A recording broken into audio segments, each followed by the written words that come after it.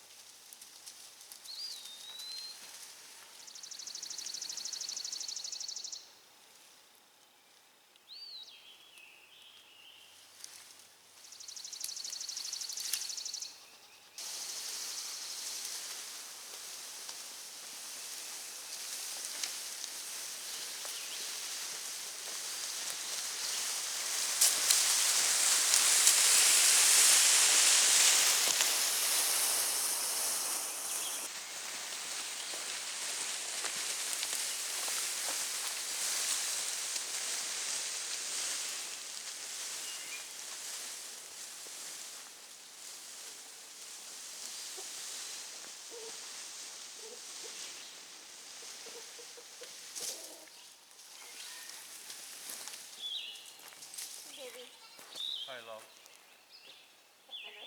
Love you too. What are you doing? Came like to say I love you. Oh, it's already, look, feel how humid it is? Yeah, I know. And it's I'm already sweating. And it's like 9 o'clock in the And morning. it's already like 80s, 80s. I know, and it's only like 9. You know, guys, when it's this hot and humid, the key is to go slow. I have a hard time going slow. Some of you might have noticed that I kind of get things done kind of quickly. I tend to anyway, because that's just my nature. But unfortunately, when you get to be, particularly when you get to be, older, I think you have to remember, I have to keep reminding myself to slow down, because you could get a heat stroke, you could get a heart attack, you could get a lot of things. So, you have to remember, I mean, we're no young chicks anymore, right? We have to always bear that in mind. And it's difficult, because I've always had that kind of personality that to me age is only a number, but at the same time, it tires me out. Like I can feel it. Like I'm dripping sweat. I have been out here for maybe 30 minutes. I've taken like 3 loads to the back. This will be my 4th load, and I'm just pouring in sweat. I mean, it's just.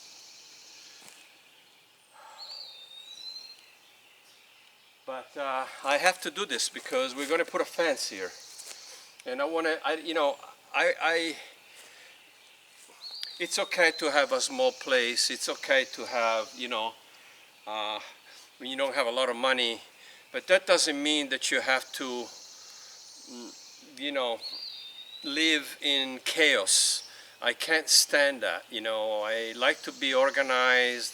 I like things to be neat, and I can't stand chaos. I cannot deal with that. It drives me insane. So, and I do a lot of what I do because of that, and because I can't live in filth and chaos and clutter, and you know, I'm gonna just continue here, get this finished, and then I probably have to do after this. I think I could get most of everything on here, and then we'll move on to the other side and get started over there.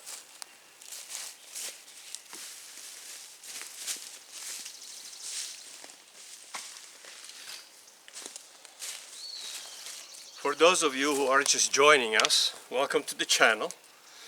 And I just want to show you guys, this has still got like something in there, like tea or something. I've had, this is what we've had to deal with. We bought a property, a distressed property, and so we inherited a lot of trash. And those who have been following know we had a barn full of trash, we had a backyard full of half-burned trash, and now, you know, it's all buried underneath the leaves, and so this is what we've been cleaning up for the last 9 months, 10 months since we moved in. Well, actually, let's see, yeah, 10 months about. So, and this is what you get, guys. You know, when you buy a property that's you know, inexpensive, obviously there are reasons for that, and this was a distressed property, and in very bad shape inside and out. The cabin was a total wreck, and it still needs work. We still have to do the bathroom, and you know, we have to, I mean, it has to be completely redone. So, but this is what you get, and you have to be ready. You know, if you're looking to go, whether you're trying to go off grid like I've been trying to, and we will. I think we're getting close. I think by next year sometime we'll be off the grid. And also, if you're looking to, even if you don't want to go off grid and you want to just start a homestead, you want to start your homestead, okay, and you want to do it on a budget, you have to be prepared to work. And this isn't my first rodeo. You know, we've renovated a property in North Carolina some years back before we went to Italy. Then we renovated a property in Italy. That was also a distressed property with cracks on the stone walls and so on that I had to repair. All of that is in previous videos if you care to go and take a look.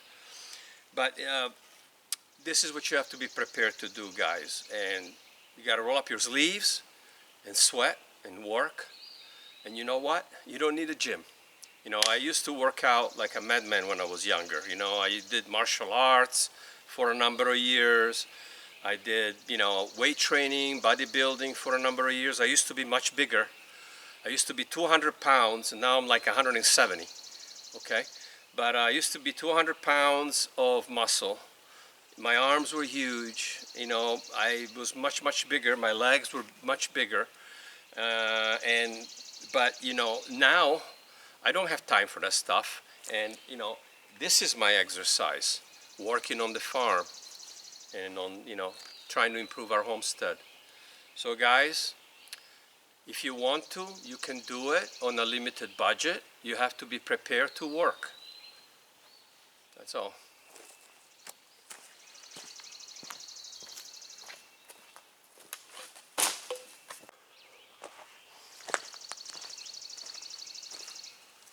Also, when you're doing this sort of stuff, be sure to wear some kind of eye protection, because in the past I've actually poked myself in the eye with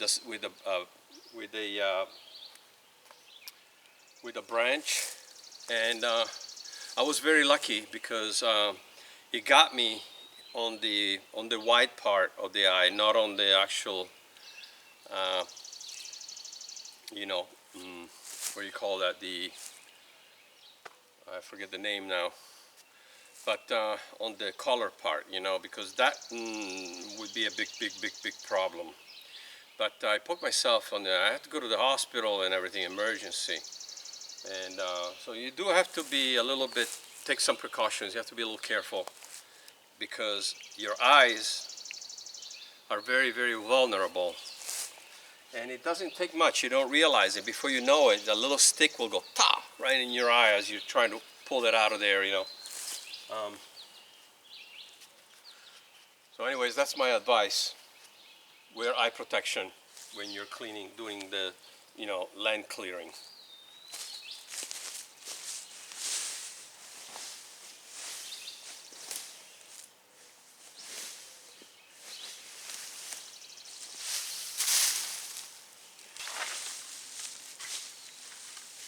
See what I mean? See all these plastic trays everywhere, cans.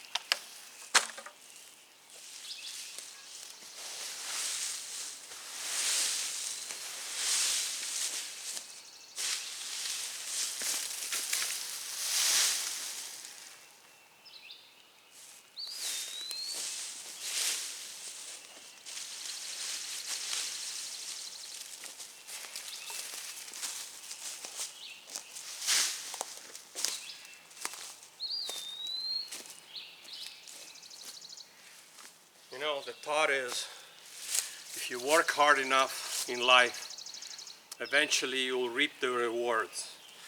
I've always had, well, in the past, I was very successful when I used to have businesses. I was self-employed since I was 21 years old, and I was self-employed after that for almost 40 years. And running businesses, over 35 years for sure, since the early 80s, and up in Northern Virginia. So I had businesses, I was running businesses, managing and so on. And I had a number of employees and stuff like that. But sometimes life, changes. And I know a lot of you, maybe some of you, have gone through the same sort of thing after 2007, when there was the big, crash. Sometimes, life, it's supposed to get easier as you get older, but sometimes it's the other way around. Sometimes it gets harder. And I don't know if some of you have had similar experiences. And, but that's what happens, it's part of life. And fortunately, I'm a very strong individual, and emotionally and physically. And I have been able to overcome a lot of my obstacles, that have been posed my way. And now I have some other types of goals, and that is to have the freedom to have, I used to live in Northern Virginia in suburbia, in multi-million-dollar homes, right? Type of neighborhoods, and 7,000 square feet house and all that. I remember that, how much I used to hate my neighborhood associations. Over the years, I've had multiple homes that I bought and sold, and businesses as well, and so I've always had a very, very hectic, very busy life. And as I got older and after losing everything, I decided that and struggling, having to work under other people and become an employee after being self-employed for 35 some years. It was a different, it was a very hard experience, and for me, but I've been able to get past it, thankfully, and I realized that what is important to me is not to have associations, not to have people tell me what color I can paint my house, whether or not I can put a shed in my backyard. Because I remember I put one up in Northern Virginia, and my association made me tear it down.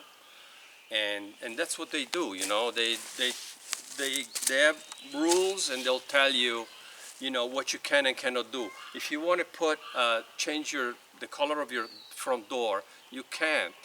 You have to ask permission from the association before you do anything. And that's your property. I mean, to me, that never made sense. I understand that is to protect the entire development and keep a certain level of standards for everyone there. I get that. That's just not me. That's just not who I am. And I always hated it. So having this kind of freedom of having a property where, you know, we have a little tiny cabin, 840 square feet. You know, maybe now with the new addition, it's, you know, a little bigger because we closed in the front porch. And we're going to be doing an addition on the back as well. So we'll have a little bit more square footage. But it's having the freedom of doing whatever you want. You want to have animals, you can have animals. You want to do makeshift fence with trees like I did, you can do that. You want to put pallets up on your front of your yard for a fence, you can do that. You don't have to ask for permission from anybody. Obviously there are negatives to that because we're in a very rural area. We're not centrally located. We are 20 minutes to town, and then we have a larger town that we go to for like Lowe's and, you know, for buying things like that, and our materials, and it's about a half hour away. But you know, it comes with, all of that comes with the territory. I much rather have a small house, more land, not a little tiny backyard like I used to. Big house, little tiny backyard, neighbors all around you, and again, they dictate what you can and cannot do. Here, I can do whatever I please. There's nobody coming to tell me what to do, what I can and cannot do. So, let me know in the comments what you think about that.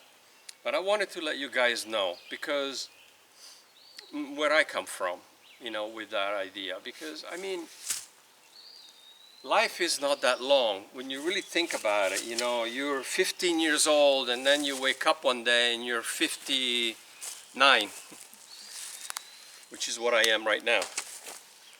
You know, in a few months I'll be turning 60, and I'm proud of it, frankly, because I know of a lot of the younger generation, a lot of young people now. They're pretty lazy, a lot of them. I'm not saying all of them, I'm saying a lot of them. And they don't work, they don't want to work. You know, maybe they want an office job and they just want to be comfortable. That's fine, if that's what you want to do. I think the way I live, Pink and I, we have a better quality of life all day long. We may not be rich, we're far from it. But you know what? What we have is ours. We don't have a mortgage. We don't have a car payment. I used to remember having $1,100–1,200 a month car payments, guys. Okay? You know, I was driving Porsches, BMWs, Mercedes. I had a Hummer. Yeah. I wasn't always living like this kind of life. But let me put it to you another way. Would I rather have money? Yes, I would rather have money, but I would rather have money and do this. Maybe a slightly bigger place. Maybe, I don't know, but have the ability of doing more projects, you know? We're doing them regardless. It's just taking a little longer because, you know, we're doing it. Pink works from home, so that's fantastic, and she's doing better and better. And again, for those who just joined us, we have only been on this property for 10 months. So And we've come a pretty good way, considering, it's just me, and Pink helps me some of the time, but for the most part, it's me. It's up to me to do the things, everything, pretty much. So, um, you know, uh, I know that I work harder physically than a lot of people that are half my age and even younger, that are used to just having a normal, living in an apartment, going to their job, and then party on the weekend. And I did that when I was very, very young. But I got married when I was 21 years old, the first time. I was engaged at 20, and I was married by the time I was 21. So,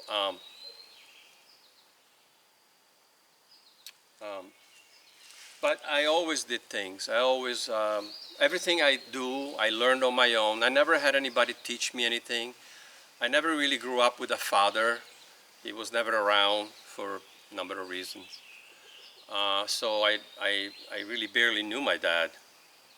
And he didn't spend any time with me growing up. So everything I learned, I taught myself. I remember buying videotapes back in the day, VHS, remember the VHS tapes, and books. And I used to look at the tapes, and I used to read the books. And I had a bunch of books on electrical, on plumbing, on construction. And little by little, I just trial and error, learned to do stuff. Am I a professional? No. I did a totally different type of job for a living. It had nothing to do with construction or anything like that. But what I'm trying to say is, for those young people out there who are afraid to try it. Try it. Because I think that, okay, not everybody can do this sort of thing, and that's fine. I respect that.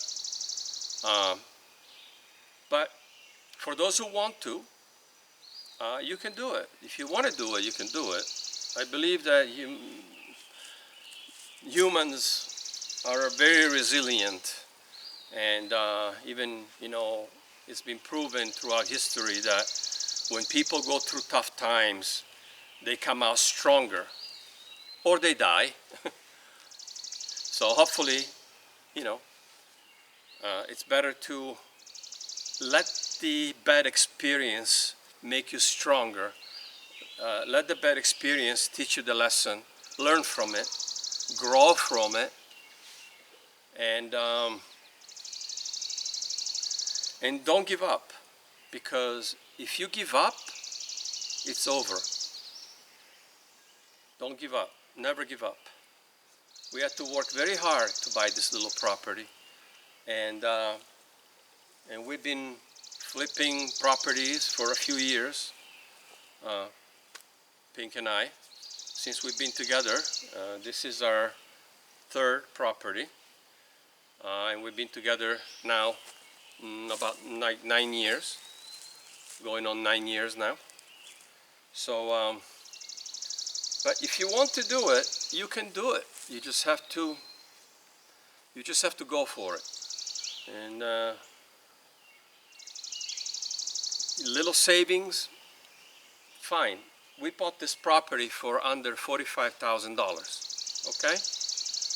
And now it's worth more than double that. We have over 4 acres, and we have road frontage. We're at a dead-end road over here.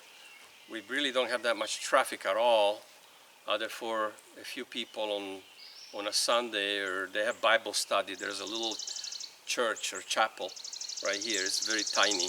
There's not very many cars going there at all. But other than that, they're there for an hour, they leave. There's like maybe 10 cars. And then there's, as you can see, you don't hear any cars because there's no cars. The main road is like probably 2 miles from where we are. Okay, so, but we have a paved road. It's accessible. It gets plowed because it's county maintained. And at the same time, We have low taxes. Our taxes here for the property are very low, very low, very low, like ridiculously low. And again, no payments, because I remember, yes, I was making those high payments on my mortgages, you know, $5,000-$6,000 a month for a mortgage. I had more than one home. I had a vacation home. I had, you know, the home near my business, and so I was paying two mortgages. I remember the rent alone for my business was $10,000 a month, if you can imagine. My payroll was $20,000 a month. Why am I telling you this? To make a point. Sometimes in life, you get handed a bad deck of cards, and you have to deal with that deck of cards. It's not ideal, but sometimes, you know, look, working hard enough will get you there. And I've had my ups and downs, believe me, you know, working for other people and being an employee and being treated badly, and that's when I decided that I wasn't just going to do it anymore, because that's just not working. That wasn't working for me. So what I do now, I do it for myself, for us, for my family, and that's it. That's all. I don't do it for anything else, any other reason, other than it keeps me alive. Being busy, staying busy keeps me alive.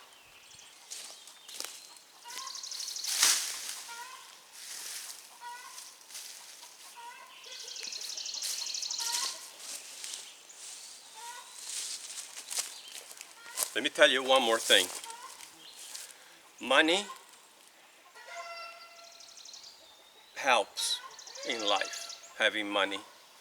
But money will not make you happy. I wasn't happy. I wasn't happy in my marriage, and I wasn't happy. You know, I was buying a new car every 6 months, every 4 months, 6 months. I was buying a new car, trading it in, and buying another car. You know, Corvettes. I mean, I've had, and brand new, not used, brand new. So, yes, it's nice. It's nice to have nice things. It's nice to have those kind of comforts, to have a nice plush, the new car smell, you know, the leather, having marble floors and a big kitchen to be able to move around and cook. And we have a little tiny kitchen, you know, and we're planning to maybe do an expansion on the back of the house, or the cabin, so that we can have a larger kitchen. But you know, again, I'm happy. You know, I'm not rich, but I'm happy. And I'm happier probably than I've been in a very, very long time. And so that's why I mentioned in a previous video, you know, never judge, because you don't know the whole story. You don't know what somebody has gone through in their lives. You don't know the reasons behind the outcome and behind the current status. I am planning on improving my finances. We're working on it, both of us. Pink is in the house working as we speak, because it's a work day. Yesterday was a holiday, it was Memorial Weekend, past weekend. And, you know, and we don't really go anywhere. Well, we really can't, because we can't leave the animals. I mean, we go to the store, you know, we'll be gone an hour or two. but we can't like be gone for extended periods of times because we don't want to leave the animals that long. So, there's no such thing as taking a weekend trip. But this is part of the homesteading life. And I think those who are doing that kind of thing, I mean, unless you have other family members that can watch your animals, especially now that we got the goats, you have to be around. You can't just leave, and be gone for a weekend. I would love to sometimes. I'm thinking they just had a Viking. It's about, I don't know, a couple hours from us or so. But they had a big Viking event, and I would have loved to go to that. But you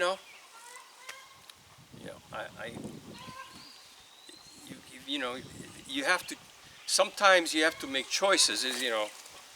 It's either you do one thing or you do the other. I mean, you just can't have everything in life. That's just not the way it works. So you see, they're laying now. Here. So.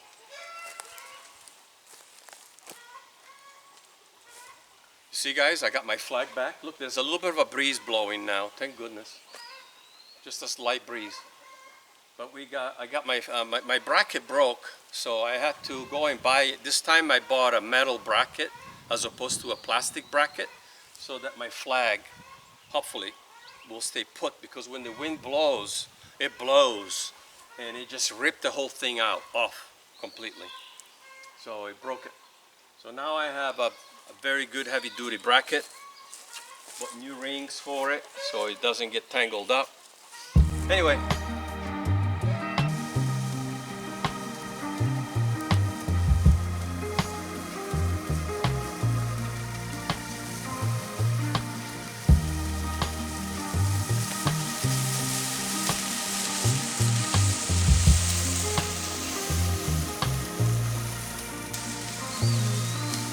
Leaving all my worries, I prepare for something new.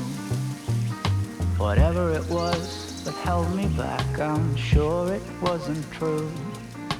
Holding on too long and unresolved questions hold you down.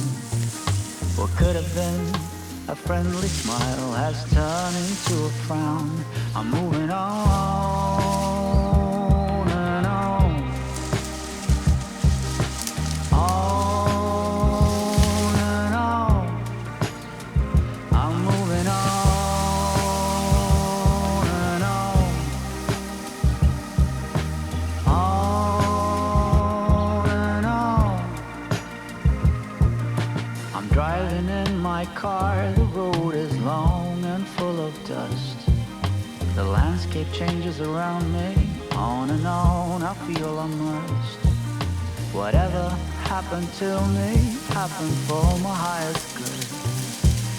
I read that in so many books, now it's almost understood. I'm moving on and on. On and on. I'm moving on and on. On and on. Seagulls fly around the beach house that I rented for a while.